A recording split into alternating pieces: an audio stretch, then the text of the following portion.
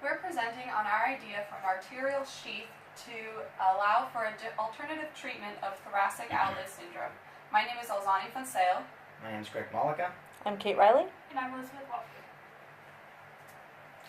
So first we'd like to start out with defining thoracic outlet syndrome, which is basically a term that encompasses any compression of the structures inside the thoracic outlet, which includes the brachial artery, vein, and also the brachial plexus, which is a nerve that surrounds the artery, as you can see on the picture on the right. So there are two different types of thoracic outlet syndrome. The first is vascular, which involves the compression of the brachial artery or vein, which is what we are focusing on. And the second is neurological, which involves compression of the brachial plexus. So how this compression occurs is all of those structures are situated in between the clavicle or collarbone and the first rib. So what happens is the scalenus muscle pulls up on the first rib and then compresses those structures. TOS is reported to affect approximately 8% of the population. The symptoms of it include pain or aches in the neck, shoulder, hand, poor circulation, and numbness or tingling in the fingers and arm fatigue. The current treatment involves resection of the first rib. The drawback to this is that approximately 72.5% of patients are still limited in activity and have recurrent pain. So the need that we've identified is to develop a device that prevents rib removal and provides more effective relief from symptoms.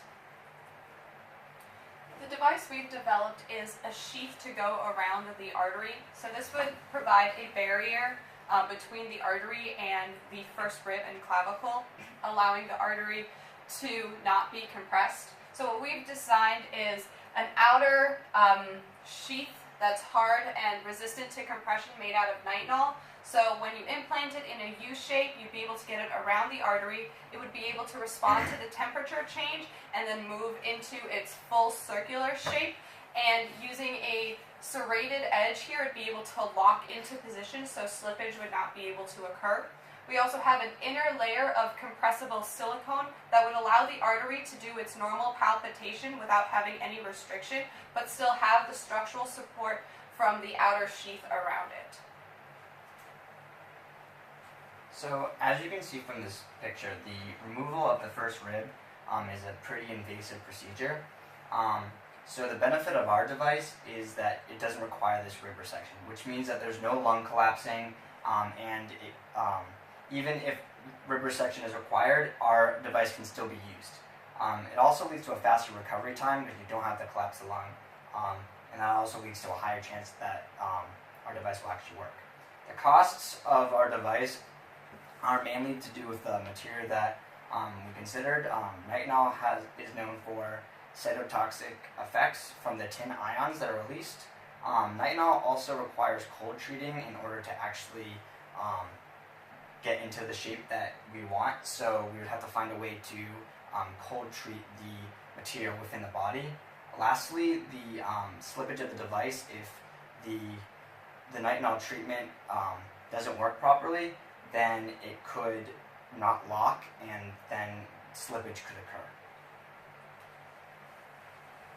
So some of the current competition for our device is both rehabilitation and surgical interventions. So for rehabilitation, you have physical therapy, and one of the pain management techniques that's been more recently used is Botox injections into the scalenus muscle.